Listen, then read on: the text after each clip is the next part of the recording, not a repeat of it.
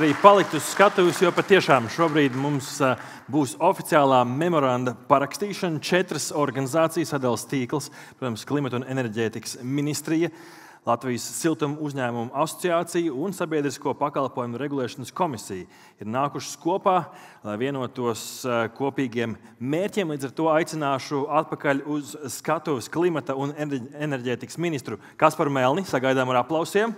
Droši, Sandri, nāciet tuvāk. Aicinu uz skatuves Sabiedrisko pakalpojumu regulēšanas komisijas priekšsēdētāju Aldu Ozolu. Sagaidām ar aplausiem.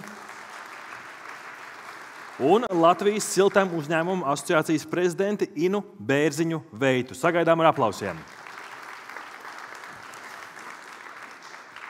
Ministrs kungs, sāksim lūdzu ar jums. 4 kopijas, 4 paraksti.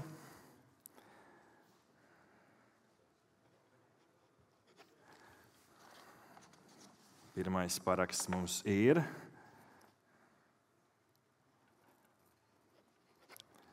Otrais.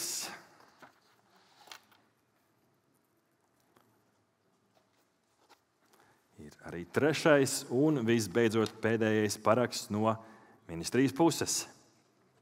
Aplausi ministram. Jansona kungs, lūdzu.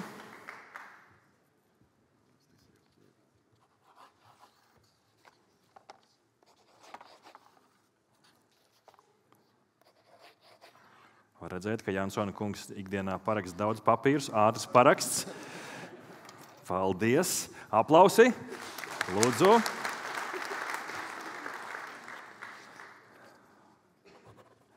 Vēl ātrāks paraksts. Perfekti! Mēs Latvijā esam efektīvi. Un visbeidzot, pēdējais paraksts un aplausi Ozolas kundzei. Bērziņas Veitas kundze, lūdzu, jums svinīgais pēdējais paraksts memoranda parakstu lapā. Un ar šo parakstu šis fórums ieiet vēsturē. Ar aplausiem! Lūgtumu katrai no pusēm jūsu memoranda kopijas. Lūgums glabāt drošā vietā, lai pēc tam varat pārskatīt, ko apņēmāties un kā veicās. Lūdzu.